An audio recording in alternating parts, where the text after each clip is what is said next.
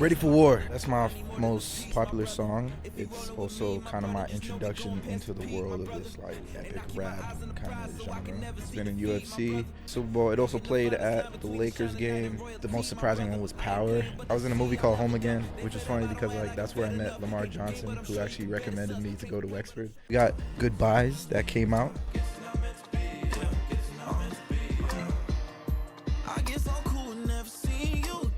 We have another track called All to Myself, which I made with an artist in Uganda named Rebitana. I just want you all to myself. We got Ascension coming soon, and I'm really excited about that one. We have a lot of stuff going on. Look out for Murdoch Mysteries as well. 40 Acres coming out. We have a premiere about to happen in Saudi Arabia. We went to Spain and set up a studio in this like one place that we were renting, and I just did the rest of the video there for Believe It.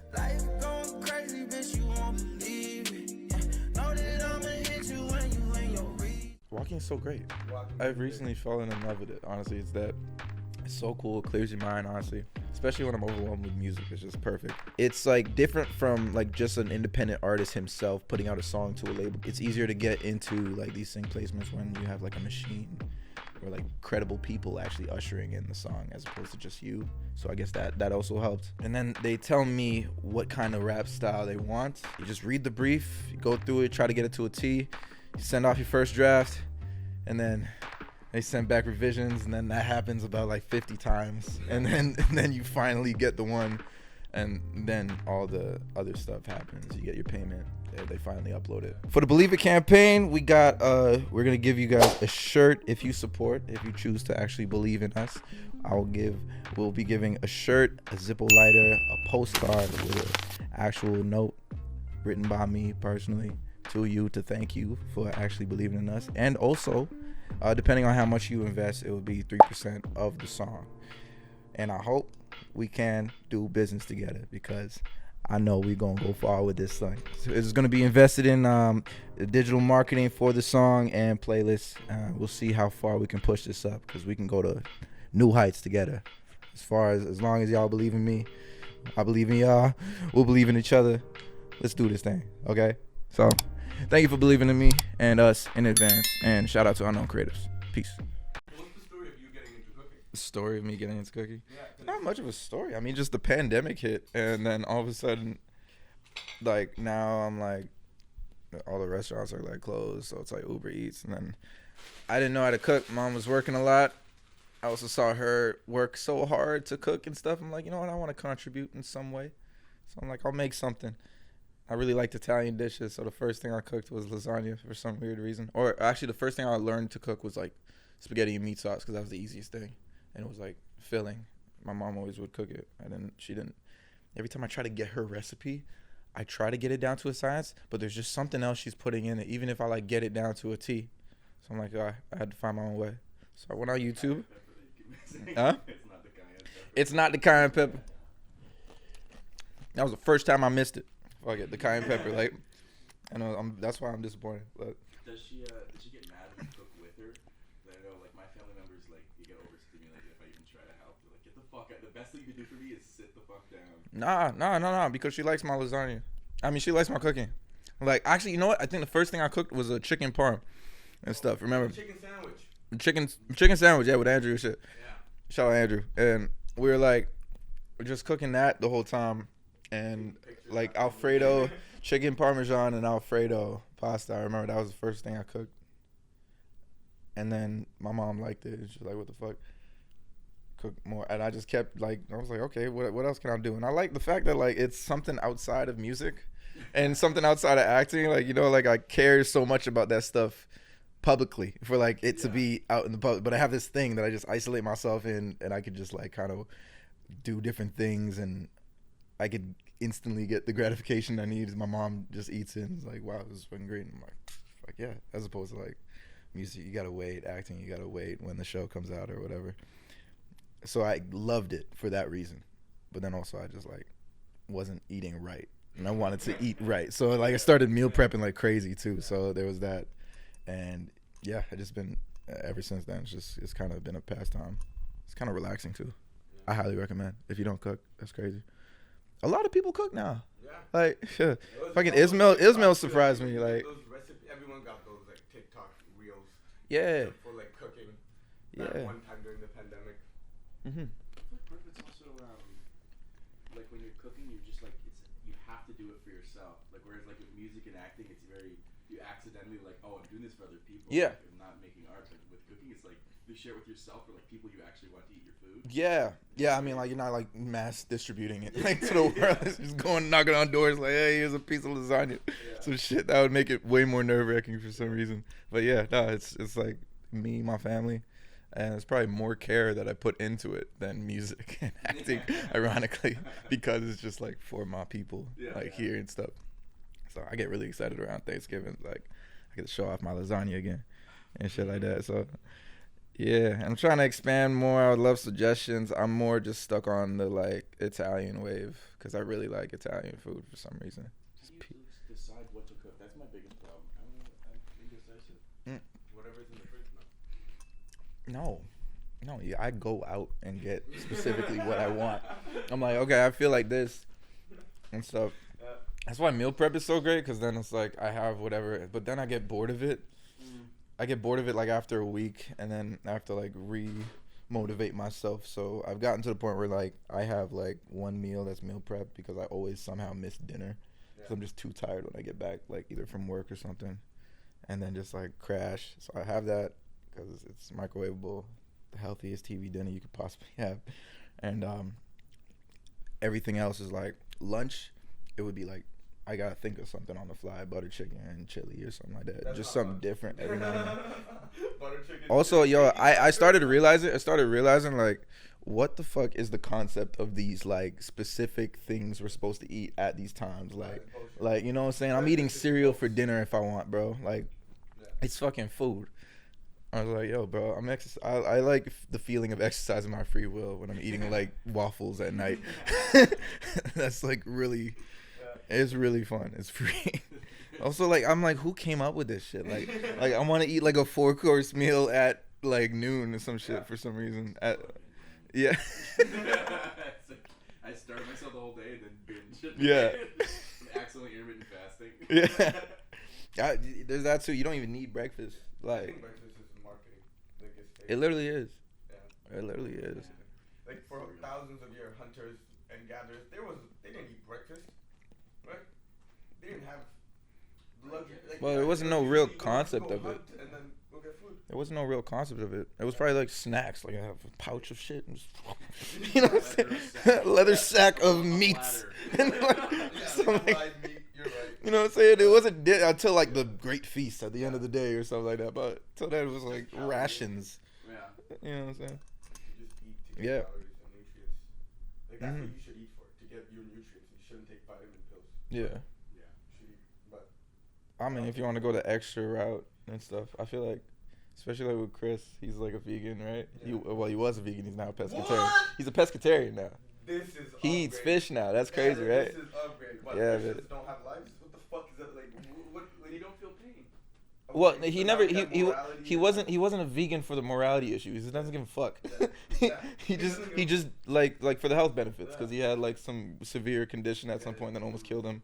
So he like decided to turn his whole life. Fucking, what was that? What was going on there? Because I was vegan with them for a week and I hated it. Yeah, but it wasn't no morality thing. It was literally just health stuff. Like, That's what I remember. but he was taking a bunch of like vitamins just to get like different, because he wasn't getting vitamins from the plants based stuff, and he also like he just realized recently he's like, you know, I need more protein in my diet, so he started eating fish like crazy. So That's good. he eats like a lot of fish.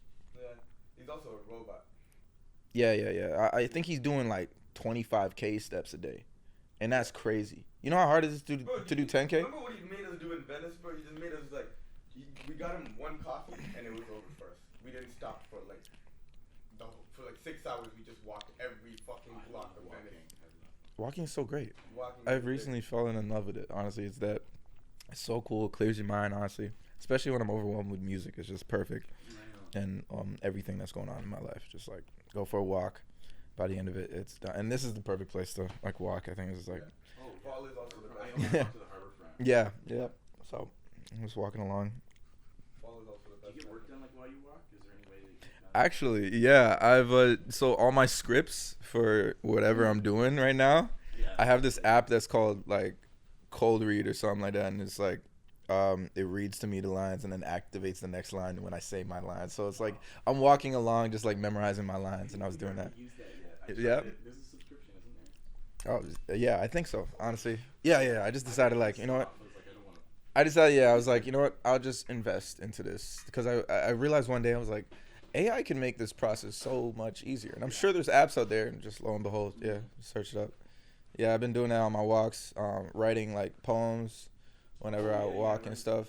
I do a lot of that, you know, like those videos where I'm like just rapping, like no beat, no nothing and stuff. I do a lot of those while I'm walking, or like just sitting at the lake or something. I hate being inside the crib and I'm doing those, like writing just raps and stuff, because, you know, like there's some different level of inspiration I get from just walking around, watching people, and like just watching the environment. That's actually funny. So Yeah. like you see a crackhead do a crazy dance and you Start rapping about it. Hey, bro. It's like, shit. On crack. Shit, you on crack. Shit, but it would be hilarious if you sample one. if I sample a crackhead, you probably see it someday. You probably see it someday. What was he saying? I don't know. Alright. How'd you meet Chris? Because of Chris? Who's Chris? There's a few Chris's. Chris, my manager. Chris and Josnes. How I met them was through a connection I made through just posting my songs on SoundCloud. Some German producer hit me up and said, like, let's make a track. And we made one track, and after that, he started kept sending me beats, and I couldn't pay him and stuff, so he was kind of giving me this service for free, and he was mixing it all and playing it for other people in the studio. One guy also collabed with him on a beat that he also sent me. Then that guy hit me up, and he apparently was in contact with Chris, and Chris, his cousin, is Josnes, so then I got paired up with them because they heard the song, and they were like, okay, man, maybe we can give him something, and they gave me like one song.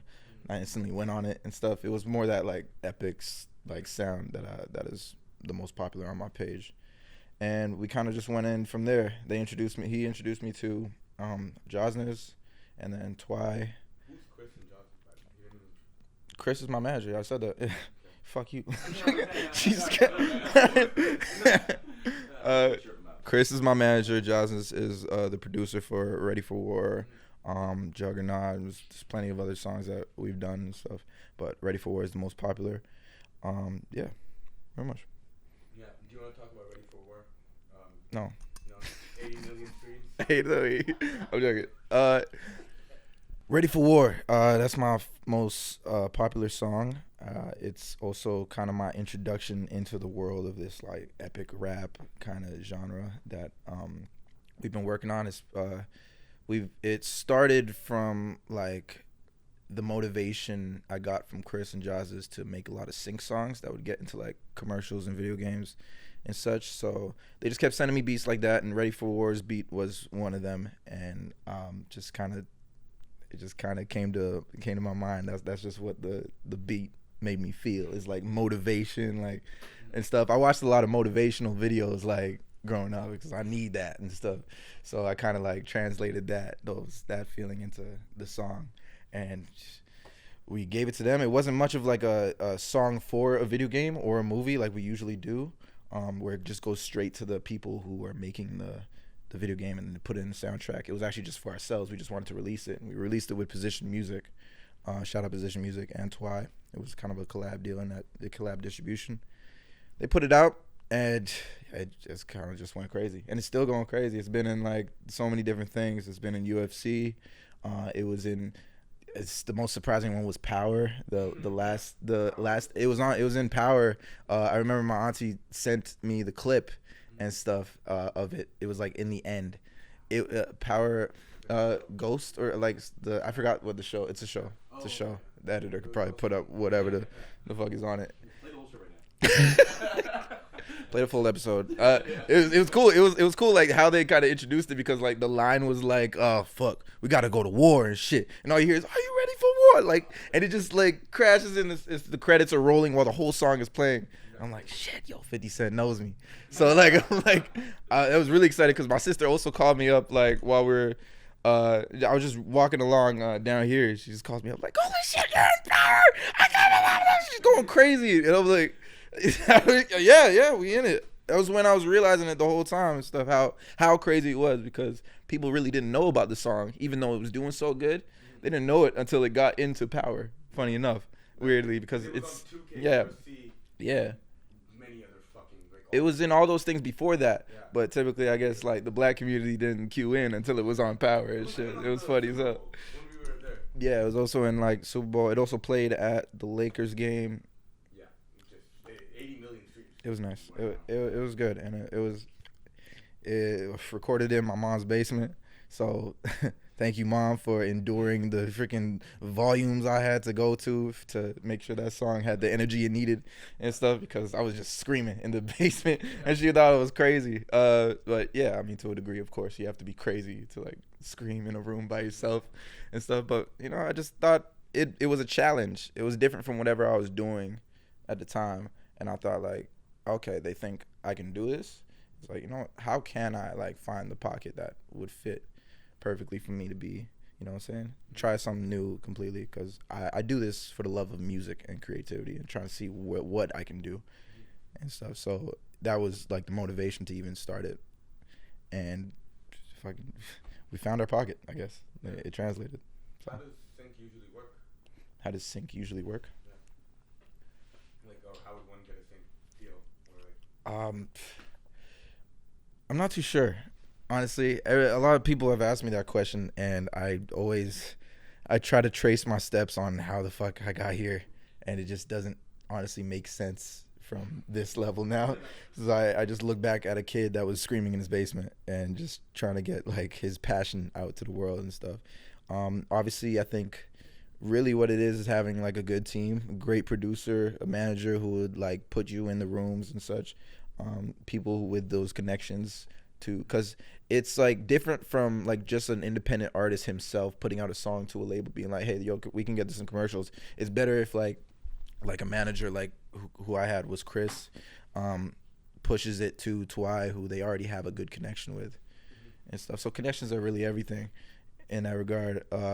It's better, it's easier to get into like these sync placements when you have like a machine or like credible people actually ushering in the song as opposed to just you. So I guess that also helped. Jotz's is also like fucking 60 times platinum in Germany. So like that also helped. Like his name attached to the beat was like, yeah, we're gonna work with this guy. So, and yeah, that's most of it. And a lot of the other half of it would definitely be like constructing the song in a way that would work for movies. And like what would people want to hear in a movie? What would like sound for our a lot of songs can make it into movies, but for ours, we were trying to go for like the songs that would be in like car commercials, which is usually those like fast-paced, high-energy songs and such, and things that would end up in UFC that make it seem like you're like a champion on top of the world and type thing. So that's kind of what we went for. It's all strategy and connections. But when you did the song for Prince of Persia, did they already have like this is the kind of what you have to do? Yeah. So yeah, I guess that part, like how it actually happens. Yeah. Okay, so basically they give the request to whoever. Typically they give it to Chris or Twy. Twy goes to Chris, and then they come to me with the email. It's all a brief. It's like this is how long we want the song to be. They're really talking to Johnson about like this is how we want the beat. We want Asian influences. We want it to sound like this song. They have like 3 different references and such, and then they tell me. And then they tell me what kind of rap style they want, and like obviously I like go off the reference and such, and sometimes they like even give you like structures where they want the verse to be, where they want this part, they want an outro, in a sense. Yeah, you just read the brief, you go through it, try to get it to a T, you send off your first draft, and then they send back revisions, and then that happens about like 50 times, and then you finally get the one. And then all the other stuff happens. You get your payment. They finally upload it. Did they tell you to rap about it specifically for like? Oh yeah. They do jot notes of like we want motivation, facing all odds and stuff like. Yeah, like, and it's usually the same stuff. I'm like, at this point, I'm just like, I don't even have to look at the brief. I'm like, all right, I got it. I know what they want and shit. So yeah. See the twinkle in their eye. Yeah. Mm. Saying being independent, is it? You talked about like setting up the right team. Do you want to give more advice on or like the struggles of being independent? The struggles of being independent. Or I guess, yeah, giving advice for, like, right now I'm at this point, and it's kind of odd where I guess I have this disconnect. I mean, it makes sense because Joslins and Chris are like out in Europe and I'm here, so I kind of have to work to get my personal like music out, to that level, and it kind of seems like I'm under that. So like my main struggle as an independent artist is like constructing a team, with this, like, to build the same credibility that they have, because I feel like the songs are just as good in quality and they can meet their own audience. It's just that like I don't have that credible machine that would push it like Position Music or Twy and stuff, and that's usually the main struggle for independent artists. how do you build the right machine? The right machine. I would think okay. I guess whatever is tailored to whatever you're trying to do specifically. Like if you have you gotta have intention most of the time. I think like so, especially down to your image, because image is everything. It's a visual age right now. You can't ignore that as much as you want to get mad at the fact that you have to market yourself and be online and stuff. That's just the day and age. If you don't do it, someone else is going to do it, and that's your spot that you're giving up. You know what I'm saying? So you should probably like be also okay with like giving away your not necessarily power, but your responsibility to handle certain things about your career, because there's a lot to it. I think in the beginning I was overexhausting myself with like how independent I was. Like mixing and everything, trying to get the photos right, make sure they get the content right. Now I'm at the point where like, okay, now I'm gonna dish it off to this guy. He's the editor. Cool. This guy's editing the photos. This guy's gonna edit the audio and the mixing and stuff, get the mastering right. And all I have to do is focus on the creativity. So that's how you build that machine. Build everything around you so you can kind of like be able to isolate yourself in the art itself, so you can have the time to make it better. Otherwise, like without that, if you just keep complaining, and you end up like going through the motions of like trying to get everything done, you're gonna overexhaust yourself, and then eventually you're just not gonna want to do this anymore because it takes a lot of work to get it done. Process, what do you think? Pardon? Where are you at in that step of the process of like making your own machine? Making my own machine. Yeah, I got a lot of people I can call on now for specific things. Like it wouldn't necessarily be. It would be like friends and such. Like I make sure I keep it close to home, so it could feel like we're still kids just working on art like we started this as and such. So it would mostly be friends who have picked up their passions along the way. One guy is like good at camera work and is a cinematographer at the same time. And one person is good at styling. He has a great idea of fashion, so he gives me like good ideas to like latch onto, and we kind of bounce ideas off each other. Because a lot of this stuff could just be lonely, and you feel like you're crazy just talking to yourself about all these ideas. Like you don't know, you need maybe someone to bounce it off of to feel like it's all flowing continuously. Otherwise, you just kind of get in your own way sometimes. Yeah. So I have like just mostly friends. Who they picked up the passions, and I know what they would be good at. One guy's good at photo editing, one guy's he does great photos, so get with him.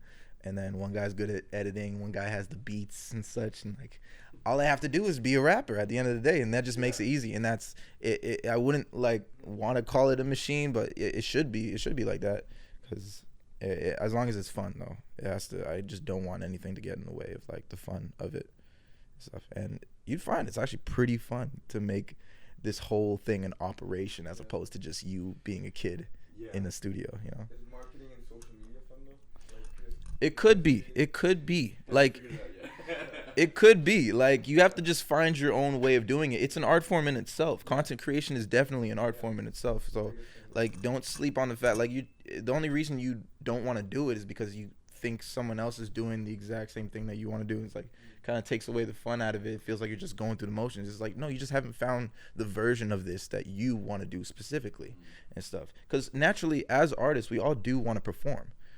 So I've never met an artist that, I mean, there's a few and they just completely disregard this. They don't even have a problem with this because it's not even in their soul to do being an artist at all.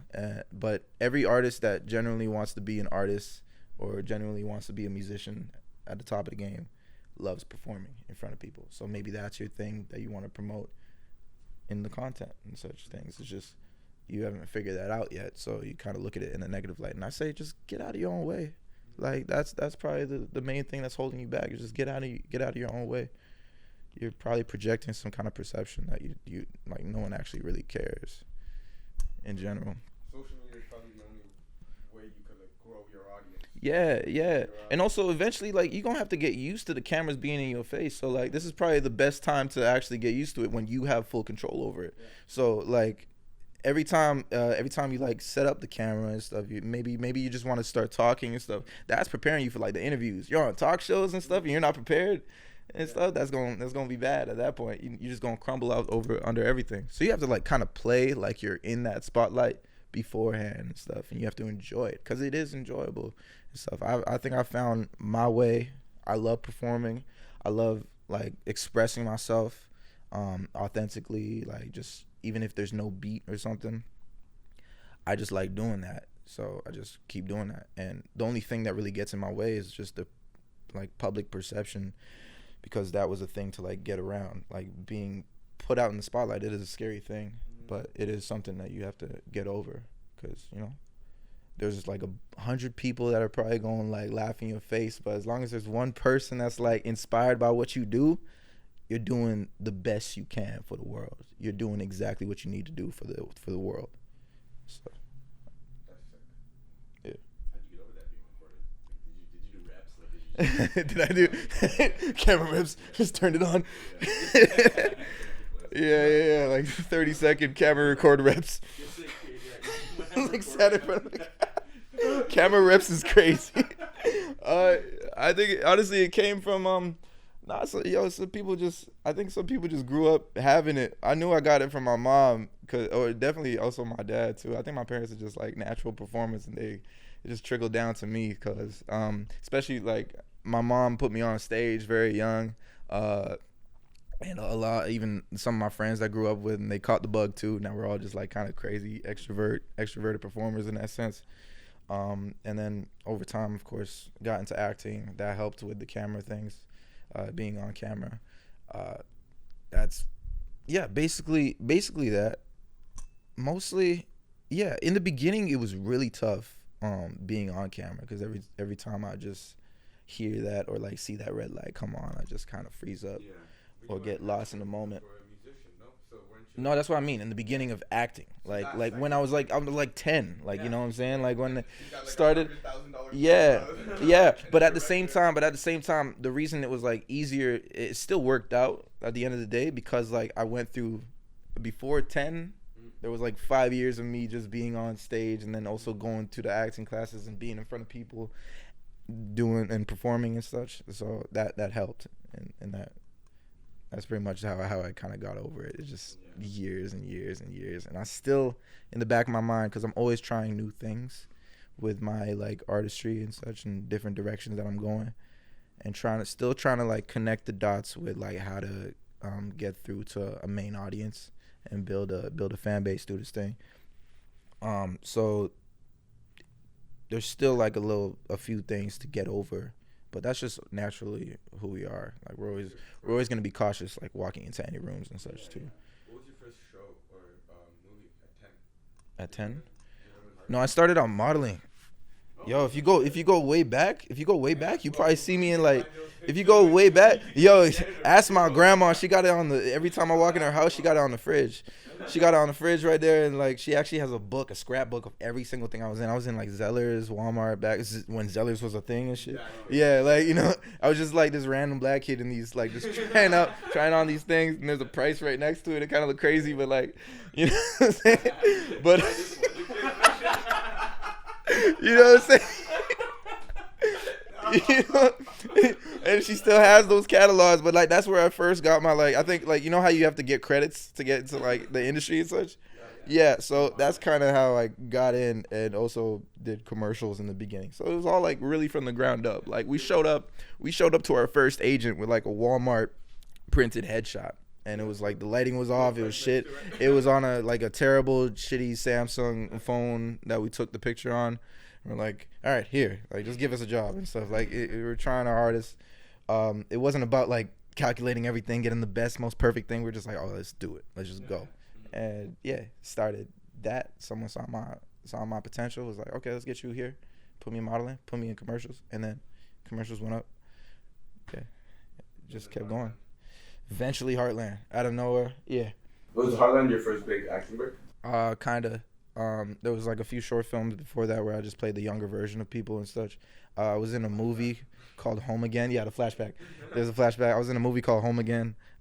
Which is funny because like that's where I met Lamar Johnson, who actually recommended me to go to Wexford and stuff. So that's like, and that's where we met and shit. Like, shout out Lamar Johnson. He's going crazy. He's in, he's in The Last of Us and all that. So, yeah, and yeah. So that was like the big movie. Funny enough, Home Again was produced by the same people who produced my first lead role in the movie, like that I just filmed. Yeah, and then after that, after Home Again, yeah, I think Heartland was the biggest one, and it was a recurring, so like they kept bringing me back, and it was lovely because I just met great people. I was in a completely new environment in Calgary and Alberta, and just disappeared. Learned how to ride horses as a. Literally just disappeared. Didn't tell us a single thing. I didn't even know about all this until grade 12. So it was just like later, maybe even. Yeah. You just disappeared. Go to Calgary. And then I'm like, where's Kataem? He's like, he's filming, and it's like, wow. Yeah, that was like my first like instance. That was my first like feeling of traveling, like kind of being on my own in a sense. Because I also turned 18 on that show, then I had to go on my own. So that was my first time like really traveling on my own. Was actually like filming for Heartland. It was great. Yeah, that's the biggest thing. Yeah. Oh, it's not out. We on episode like 4 right now. It's not public knowledge yet, but you know what I'm saying? It's coming. We're on episode like 4 or 5. 5 is on the episode 8. Yeah. Yeah. Like 22. Oh, no shit. Yeah. There's a fuck ton. Each an hour. Crazy. Like these guys are like it's a machine. It's a In 3 weeks, you're gonna be live on Murdoch. Possibly, maybe, I don't know. Sometimes they take a hiatus, like they play reruns and stuff. Like I might be on next year, like, you know what I'm saying? So who knows, man? Like the industry moves on their own. Like that's how they want. Is the music industry and the acting industry very different? Like how? Yeah, I'd say yeah. I feel like as a musician, I could kind of like really be myself and really kind of be out of the box and stuff, because like there's a lot of things I can't do when I'm like with the acting industry and stuff. Like I gotta be as clean cut kinda and like be appealing as possible to many audiences and such. And with music, I just kind of like be whoever I want to be, and like I don't give a fuck like what I say sometimes when I'm in the room as a musician, because yeah, it's just more free. I don't know. Like, that's the only way I can describe it. Wild shit in the lyrics and it will go over people's heads. I be saying some wild ass shit in my lyrics. You know what I'm saying? Yeah. I be saying some crazy shit in my lyrics, and then like I gotta like really watch my words when I'm like at a premiere and stuff. Like I gotta really make sure like people like. You know what I'm saying? It's still a thing I'm trying to get over it, like where I can find a good mesh and stuff. But I think you have to get to a certain level where people tolerate everything. Then you can start being kind of like, you know, you kind of let loose and such, bro. Is most of your role different than your like current personality? Like, or? Well, yeah, there's an aspect of my personality that I always put into my characters. So but like if you were to like fully encompass my full personality, yeah, like everything's very different. Yeah. And I think people kind of, the one thing I got from like being on Heartland, everyone was like, yeah, you're nothing like your character. So just like, well, he's got attributes of me. I'm like, he was a nerd kind of thing. I'm not, it's nothing like, I thought you were going to say something else. Like, I wasn't ready. I was like, this guy's fucked. You set me up. I was a nerd. Yeah, I knew it was coming. No one's like me, honestly, and that's the fun part. I get like kind of a break from my personality, in a sense. It's just like, I also get to play with it, like play with my personality, like different, like how would I be if I was this person? Because I always, yeah, like I love playing that idea of like different realities, because I feel like it's very true. Like if I can play this, then there was definitely a version of myself somewhere out in the universe, the parallel dimensions or whatever that is this character and stuff. And I like playing with that thought, so it's fun. Yeah. If you didn't have like because you can't record, you end up being a cop and like Murdoch Mysteries. Yeah, like reality. That could like say I could not afford a mic this whole time, and I actually turned into a police officer, straight up. You know what I'm saying? that there's so many things in between. There's so many things. It's cooler to be the first. I couldn't afford a mic, so I went back in time. I don't know, who knows? Possibly. But You have a question, though? You seem like I did like a little bit ago. I can't remember. that's all good, man. How'd you start making music? Like at Wexford and then Heartland, it was right around the same time, no? Yeah, no. I started making music. I remember making music when I was like 12 or so. So this is like middle school-ish, or like just coming out of elementary school. I remember I really wanted to do it because I saw Eminem freestyle like crazy, and I was like, what the hell, bro? How do you do that? How do you put those like words together in that such a way and make it sound so cool? Because he would, this was like Slim Shady. Like he was like bringing up random concepts and stuff, and it was kind of like reading a fictional book, but someone's just telling it in such a cool way. I was like, okay, how can I do that? So I got my first laptop with the little bit of money I was getting from like modeling and such, because my mom still gave me some of the money and such.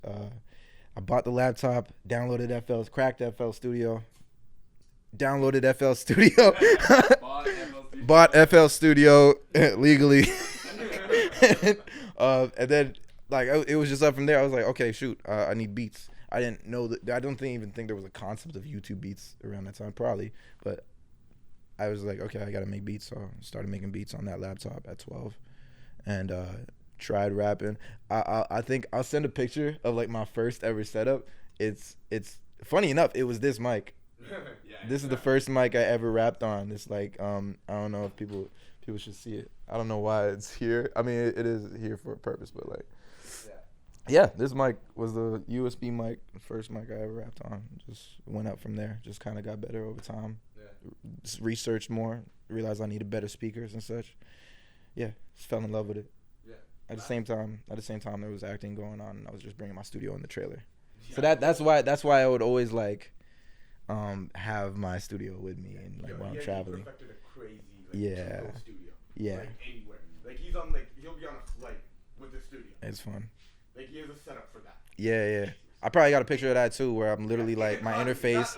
Sometimes like you like when you on a flight, you have the seats to yourself for some reason. And I'm like, if the seats are to myself, this is turning into a studio, and literally it's not even like you can't really get good recordings on that, but I'm just getting out ideas, because like it's good to have a mic in front of you so you can get ideas. You lose melodies all the time, and it kills me. It kills you as an artist. So like that's my thing. Actually, you know what? The real story is we had how I really started taking it serious though. I was in Wexford, and there was a little friend group that really loved music. I think we called ourselves Los Bravado at the time. We made shirts and all that stuff. But we met at the Galloway Boys and Girls Club, and there was a studio in the recreational center, and there was an engineer there for a bit. He was recording us. He recorded my first song called Unboxed, and it's still on SoundCloud. And after that was done, I realized how great I could sound and stuff, because this was a real engineer. It's like, okay, I'm gonna take this serious. I'm actually gonna like 10 toes down. I'm in this. And then out of nowhere, he left. The engineer was just not there, and we showed up to the studio one day. It was like, oh, okay, but like while he was there, I was like looking over his shoulder trying to like peep what he's doing. I was like, what buttons are he pressing? So by the time he left, I was like, okay, I kind of understand what we're not going back home. We're gonna cook tonight. So like we cooked, and we still, and then after a while, we were just going back and forth to the studio, and it was just me recording. I was literally running in and out the booth because like I have to record myself. I'm like running in, coming out, and stuff like that. And then I realized I could just do this at home, so I brought it all home, and everyone showed up at my house to record and stuff. And then it's kind of been the same thing ever since. We just kind of built on it. And now I got the studio with me everywhere I go. Yeah. So.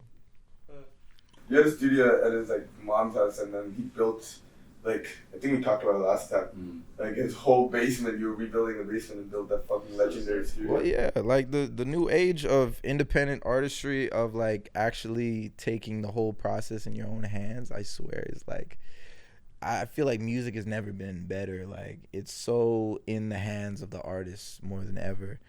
And like, for me personally, I don't feel like I can get the amount of creativity in a professional studio that I have, like, just by myself holding the mic. And sometimes it literally just be this. I'll be on the couch just like getting my ideas off. As long as the idea's there, and then we just kind of build on it and stuff. There's unlimited studio time, so it's just kind of like a lifestyle at that point. So you kind of like are in this constant flow state, and you can get so much good creative ideas off that you can't really get in the time constraints that like the regular studio sessions give you stuff. Yeah. So that's why I bring it everywhere I go. I'm sure a lot of people feel that same way. Where does a lot of your ideas come from? Where does a lot of my ideas come from? Just in the moment, everything I've been through. Like, life is pretty crazy. Life going crazy.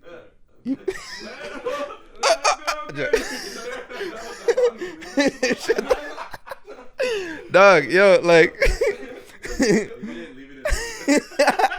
clip that. Clip. There was no lead up, bro. What was going on? Yeah, literally. What happened to just zoom in.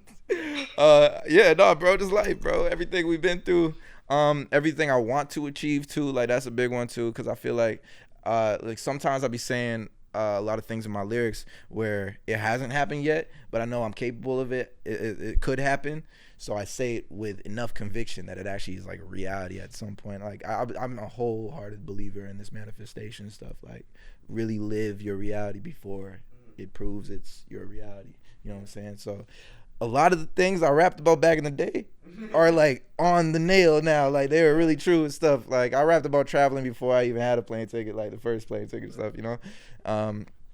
And yeah, now it's like a lot of like whatever the past and stuff. And I like to surround myself with good people too. So whoever I'm working with inspires me too. No ideas are bad. I'll make sure of it, because we can always build on it if it's like not really translating and stuff. So many things I grab inspiration from, and it's just like from a sense of gratitude of everything, just like being grateful to be an artist, to be here and be able to communicate whatever I'm going through, and other people's stories if I have to, even like fictional stories if I want to, because imagination is such a beautiful blessing, and nourishment is such like a beautiful not nourishment, expression is the most nourishing feeling ever, like the most nourishing substance. You know what I'm saying? So, well, what is Downfall about? Do you want to talk like Downfall? It's not really about anything, but I knew I had these group of songs that like kind of all fell into each other, and I made them in the specific like certain amount of time. It was a year ago, so I don't even know what I was going through at the time, but I knew I just really wanted to like get dark with stuff, and a lot of the beats that people were sending me were like a lot of this new school stuff, because yeah, the new wave now is like, this is after a Whole Lot of Red. What is the new wave like? What do you mean the new wave? Like Whole Lot of Red dropped, and then the whole industry changed. Yeah, like ever since Whole Lot of Red dropped, I've been getting crazy beats like that. And I actually really like the sound, so I was like, I want to see what I can do with it, and that's kind of also where I pull inspiration from, because I'm always listening to music on a daily, and I just love like what people do with their own creativity. And I think like I could probably, I want to see what that world is like. Downfall, I just remember making like a bunch of songs in this 2-week time span before we went to LA. because I wanted to come there with like songs to show them. And then eventually I just got so like engrossed in the process of it that we just kept making like kind of this similar dark atmospheric songs. And then a year later I kind of finally came to the idea that I will upload it as a project, because I had the idea of dropping another project that was a bit lighter, but I didn't want these songs in the vault. And that next project is going to be Ascension, so which is dope. Vault runs deep, but you know, there's a lot of songs that are probably not going to be released because like sometimes I just want it for myself, and that's like you have to keep a huge aspect of doing it for yourself, which is food. Yeah, like you gotta make music like food. Like this is sometimes you gotta eat yourself just by yourself. You know what I'm saying? Yeah. So That's why I like that allegory. It's like it's Yeah. kind of beautiful. Yeah. Intentionally really beautiful. It's I'm making songs like Chilli, you know what I'm saying? So sometimes you forget the cayenne, and then sometimes you forget the spice. But you know, you gotta you gotta eat what you made. You know what I'm saying? You don't gotta tell anyone or show anyone. Yeah. But Downfall is just a bunch of dark songs I made, having fun. I had so much fun making that project, and I still have fun bumping it. It's cool. It's like one of my projects that I like play like when I forget who I am. Like I feel like down bad or something like that, and I like there's like some level of confidence that I had when making that project, because like I threw out like usually I'm like crazy on lyrics and stuff, and I'm like crazy on myself, and literally it was just like full unfiltered, just like throwing myself at throwing ideas at the mic, just from this raw standpoint. Nothing really like processed entirely through like an industry standpoint, like through the machine. It was just wholeheartedly just me, like just energy, almost kind of like primitive in a sense. Like I went to that level to make that project, 'cause it just felt like a weight off my shoulders too. So I feel like I held that part of myself in sometimes. Yeah. It was in the vault for a while. It was, but like actually making it, like that type of energy I put into that project, I felt like I was holding back on that a lot, because you know there's a lot of different rooms I'm in, and I just needed to like get that out, and it feels good, and it also like is just a reminder that I have that in my back pocket. Like I can do that whenever I want, and such. Like I can be my own like validation in a sense, because really I had to really be like supremely confident in order to like just do that. But every single one of your projects are so different. Yeah. Like Downfall is so different than where you drop like Twi, Yeah. Yes Now, and then the before, like Love Games was so different than this. But it's the same sound. Like it's just different producers I work with too. At the same time, like I said, no idea is bad. So sometimes I'll be like going on shitty beats, or sometimes I'll be going on the best beats. So, and also like random beats, like rock out of nowhere, or do a reggae song if I want to. Like it's just like if I have the idea of it, it's like, okay, fine, let's take it somewhere. It's just an exercise of free will. That's really all it is. I try to hold on to my freedom as much as possible, because that's like super important to me. So yeah, every project is gonna be different, because like I don't like falling in line sometimes, most of the time, and maybe I do want to like stay in the same sound and stuff like I am right now. No, but every time it's a different genre too. Yeah, it could be. Yeah, it you know what I'm saying. It's just whatever I'm into at the time. I never try to hide it. Never try to hide behind like the idea that I have to do something specifically. And I'm trying to like figure out a way to mesh that into a way that's more understandable. But I feel like a lot of people understand that like this is just fun at the end of the day. Like we don't have to like take this too serious extent. And also making it new for yourself every time is what's gonna keep you in it most of the time. I don't know how other people operate where they actually are doing the same shit all the time. But like for me, I gotta make it new and exciting for myself every single time. Like it's gotta be like a new thing that I'm opening up. Like, holy shit. Every time I make a project like that, or every time I make a song, I'm falling in love with it again. And the only way to do that is to add in nuance and stuff. So yeah, that's why you still love making music every day. Kind of crazy. Yeah, like in order to do that, you have to like either be some level of insane or like constantly be surprising yourself. That's very important to me, is to like completely stretch my boundaries for what I can do, like in my perception. Yeah, that's all that matters, really.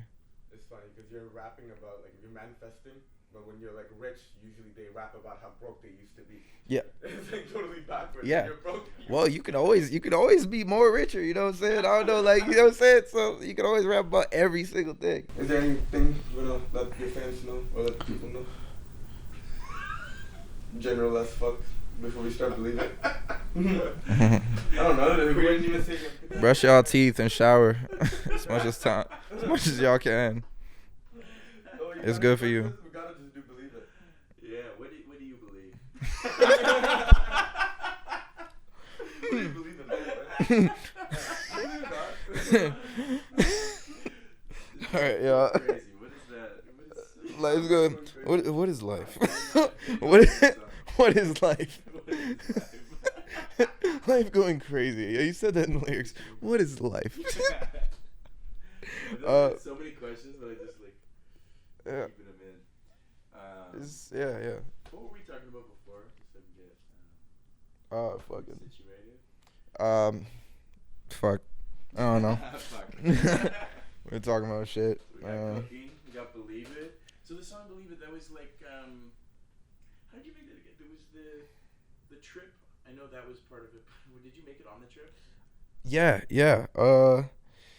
Okay, so the first part of it we made at a producer named Zachy, I think. It's been a while since I've seen him. We made it at his home studio. The first half of it, he showed me the beat. And then I didn't finish it, but like we got the hook in the first verse, and then I took it and traveled with it, like kind of went around the world and went to Africa. And Wasfi and I met up in Egypt randomly after I went to Uganda and stuff. That was just a family trip to see my family and such. We met up in Egypt, and I was playing the song. I was like, yo, we got to do the video out here. And that was when I first got the idea to like do it in different places that we've been, because like this is kind of part of the reason why life is crazy. You know what I'm saying? So yeah, at one point we were like coming back from this only bar, because we went during Ramadan, and there was this one bar that was literally behind the pyramids, so you can get to the pyramids, but like the only bar that was open during Ramadan and actually gave like alcohol was behind the pyramid. So we had to walk, like do a whole journey all the way just to get alcohol. And the food was great too. It was like experiences. It was like experiences as opposed to like just a dinner or something like that. But after that, like we came out, and for some reason the bar closes later than the actual exhibit to see the pyramids close. So when we left, all the tourists are gone. So it's just us with these pyramids, like these freaking, you know what I'm saying? And we had our GoPro, and I was like, dog, hold the camera. We're gonna do this. We're gonna do this right now. And we just filmed the video right there. And it was like we played the song on the phone and stuff. And yeah, that as soon as we saw back the footage, I'm like, dog, we should just do this all over the place. Every chance we get in different places. But at that time in Egypt, I only had the first verse, and then we went to LA. And there was like another studio that we got thanks to Twy. They actually had a studio on Venice Beach and stuff, and I recorded the second verse there. So literally I took this song around the freaking world. We took this song around the world, and brought it back to America and finished it there. And we filmed a part of the video because I recently went to Spain with Josnes and Chris, because we set up camps all the time, like to like come together finally, because they're on the other side of the world. We gotta like meet in person and make these songs sometimes, because there's like a different feel that we get out of making those songs together. Oh yeah, in person? But yeah, so in person, because we're always working remote. It took 2 years to meet them. It took freaking 2 years to meet them when I first initially like got in contact with them through Instagram and such. So, but we finally met through a camp. Anyway, so we went to Spain and set up a studio in this like one place that we were renting. And I just did the rest of the video there for Believe It. It was cool. It ended up being, because I also threw in some clips. We didn't make the song at the time that we went to Indonesia, but I threw in some clips there because that was also part of life being crazy, of course. So there was LA, Egypt, We got Indonesia in there, Spain, and yeah, no, that's it. 4. I think 4 places. 4 places. 4 places. 3 different continents. 3 different continents. Yeah. 4 different continents. What's the time? Was it 4 different continents? Egypt's in Africa. Yeah, Egypt's in Africa, 4 different continents. Indonesia. Yeah. How long did you start filming it to the end? It took like 2.5 years for like this whole song to actually fully manifest into reality. You know what I'm saying? So, it was like, yeah, I didn't want to rush the process. I just kind of like wanted to see it through. I knew I wasn't gonna finish the whole song in that one session. I was like, you know what? I kind of want to take this home, and then I took it everywhere, like, and just kind of like let it fester and stuff. Got to be what it was. So like the second verse is a bit more recent than the first verse, and I think I don't know if it really translates, but like. I'm just realizing 2.5 years of like life actually being crazy. Yeah, like, yeah. You really won't believe any of the shit we did. Like there's literally, yeah, that was literally the first. Yeah, like as soon as I heard the beat, I was like, yo, by the way, because this is after. Actually, you know what thing? I think we made the song after Indonesia, so like that's when the bug hit. Because we went to Europe, we went to this, that. So many different things happened. That like I was just like, as soon as this beat came on, that was the first thing I thought. Like, yo, life go crazy, bitch, you won't believe. I was like smiling the whole time recording it. It was the most fun song I ever made. And then it kind of, I felt it bled into the video too, like just how fun it was to make and stuff. So I also never seen anyone like kind of do a GoPro video like that. So I kind of wanted to try it. Yeah, like this long, like over the course of a while. Yeah. And So you dropped it this summer, and I was like, yeah. this has to be the first campaign for Mhm. I want to go up to investor and be like, believe it, bitch. Believe it. What the fuck you doing? Yeah. Yeah, yo, the merch looks crazy for that. So like 2.5 years all of, built like, by Waspy himself. That was fire. Like the merch, the Believe It shirt. Yeah. That shit is cool. I actually got a cop one. I don't know why I haven't copped one yet, but Oh, you don't have. yeah, I don't know why you haven't given me one. Once the campaign's done, they get fulfilled. All right, fine. Okay, yeah, but that's Believe It. That's So believe it. What's how do you feel about projects that take that long versus like projects that you just kind of like start to finish, just like fucking bang out? if it happens, it happens. Honestly, I try not to get in the way of the process. I think that's very important to me. To make sure like things fall in place. I just follow my heart.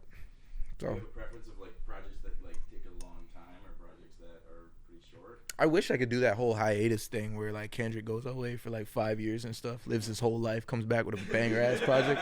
I wish I could do that, like, but like it's not like nothing's allowing me. I just can't, like, in my head, just like, cause I always make cool shit. I just want to show people all the time.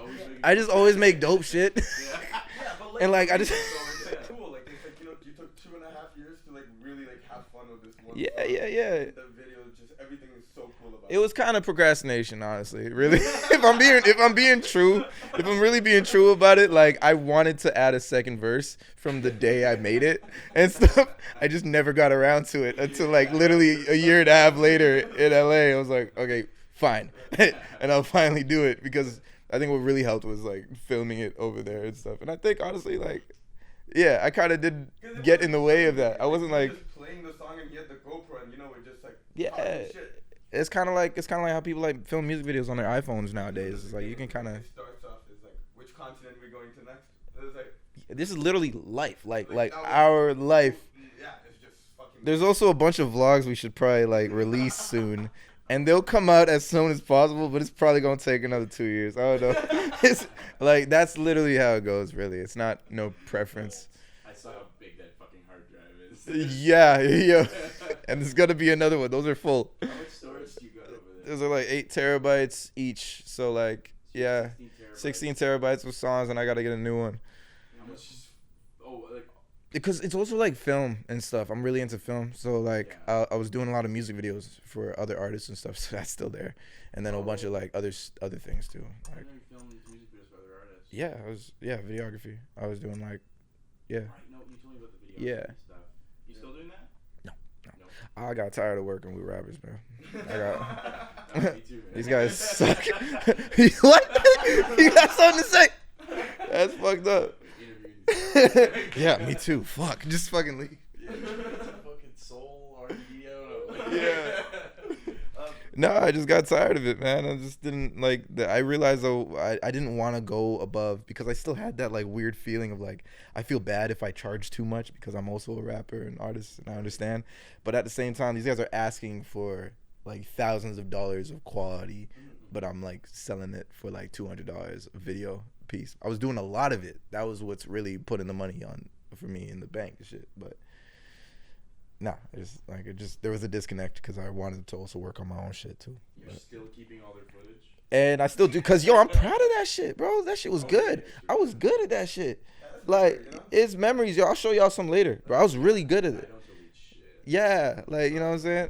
I don't think you should. Like, if you got old projects, man, it's so fun. You know, the best thing, I think, like just going back to old projects you did and stuff. You never send them, bro. You never send any of those vlogs of the videos. It's not for you. This is for me, brother. I'll never see it. What if I die before I see it? Yeah. Post it after I die. Die before you see it. You're not going to edit it and post it after I die. Yeah, bro, it's gonna pop up when it pops up. But me, I'm enjoying this process. Okay, so don't get in the way of that shit. I'm just saying, like, but like it would be out. Like a lot of the songs, I have like fucking 80 songs out for some reason, and I just go back to like old things I used to do.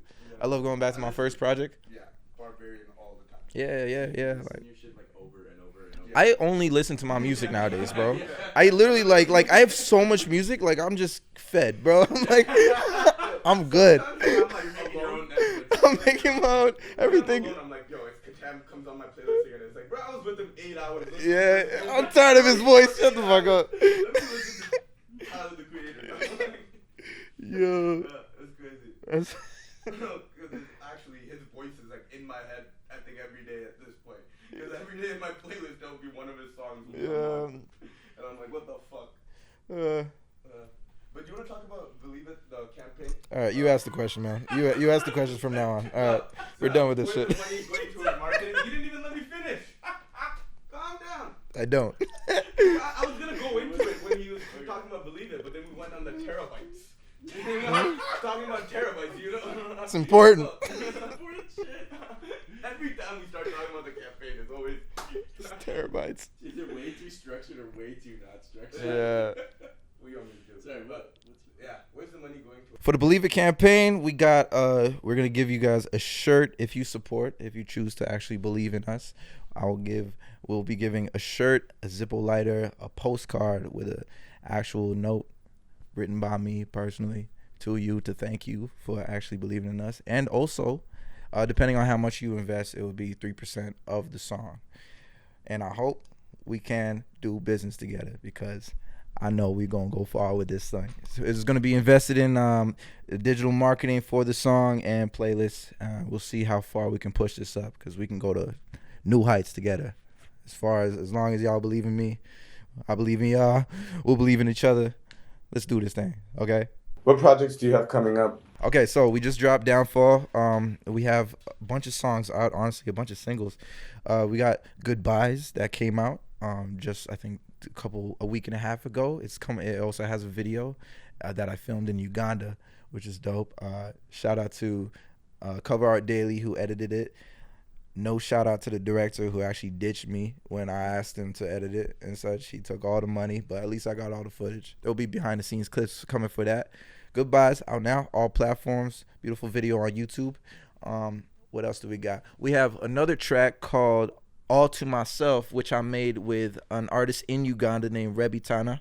And there's a video for that too. It's straight Afro beats. It's cool. I got some, I'll show a bunch of clips of that behind the scenes of me actually working in Africa. Shout out to Uganda, man. They took me in and they showed me even some of my home language and such. It was great. So I had a lot of fun doing that. Go check that out. That's on all platforms and also on YouTube with a video. We got Downfall out right now all over the place. If y'all get used to Goodbyes and All to Myself, y'all probably gonna be have the rug pulled up from under you if you go listen to Downfall. It's a completely different sound, but I love it. Came from a cool, confident time, and I had so much fun working on that. We also got a bunch of songs coming out with Josness and the crew and Twy, Position Music. We have Want It All right now. We're about to launch a cool campaign in a sense called Beast Mode, where we'll be dropping a lot more of like those, not necessarily force sync, but like kind of in that vein of motivational epic rap and such. We got a lot of that coming up, and I really want to hammer this one in. We got Ascension coming soon, and I'm really excited about that one because honestly, I feel like it's my magnum opus or whatever that fucking word is and shit, but I feel like I nailed it. Ascension coming soon. I'm trying to drop it this year, hopefully end of November. I don't know when this interview is probably going to come out, but be prepared for that. It's going to be kind of a flip from Downfall, and it's kind of a cool, like, little spiritual journey and stuff. Like, we finally up, and we finally on the rise. And I'm done the project, but I'm actually working on the deluxe, which I'm actually really excited about, which is even better than Ascension. And I think, honestly, Ascension is my best project, so look out for that. All right, that's pretty much a lot. We have a lot of stuff going on. Look out for Murdoch Mysteries as well. we watch 40 Acres coming out. We have a premiere about to happen in Saudi Arabia for some reason. We just performed at TIFF. What else the fuck is going on? It's going to theaters, I think, in spring, full theatrical release. I don't know if it's confirmed, but I heard a little, so I'll probably actually like cut this part out. Like, it's not really common knowledge or something. But yeah, 40 Acres, watch out for that. That's my first lead role. My name is Kataem. Thank you for having me. Shout out to Unknown Creatives. Peace. So, man, how's your day been, bro? How's the Chili's been good. Made it a couple of days ago, you know what I'm saying? Tried to take my time with that, kind of rushed it. We didn't get the spice in it and stuff, but you know, it's like chili spices. Alright, smartass. That's how it's gonna be, huh? That's how it's gonna be.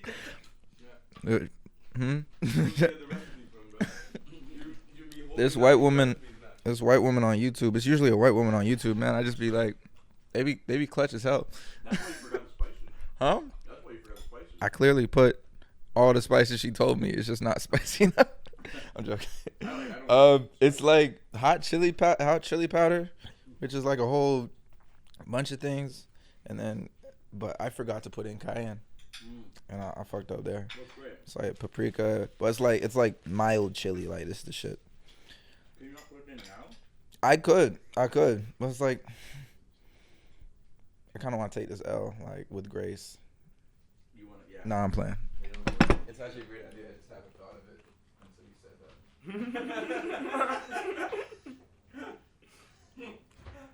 I'm gonna go down with the ship. Fucking amazing idea. Your chili fucks. I didn't realize.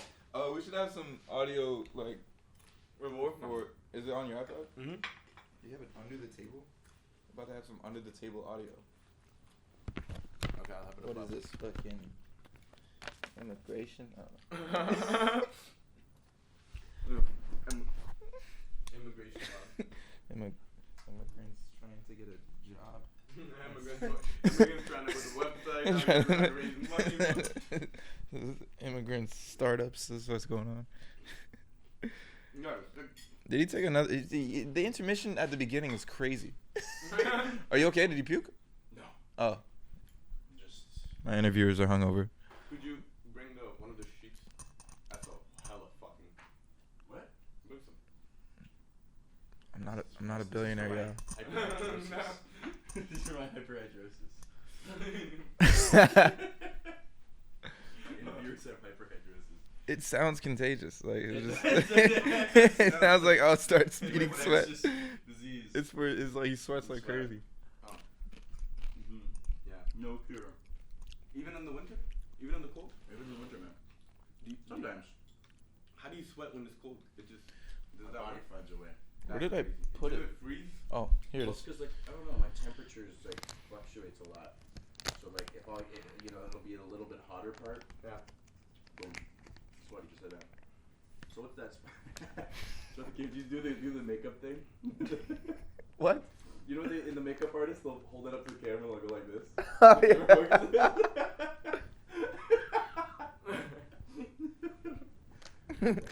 Great This is value. the great value cayenne pepper. 125 grams. As you can see.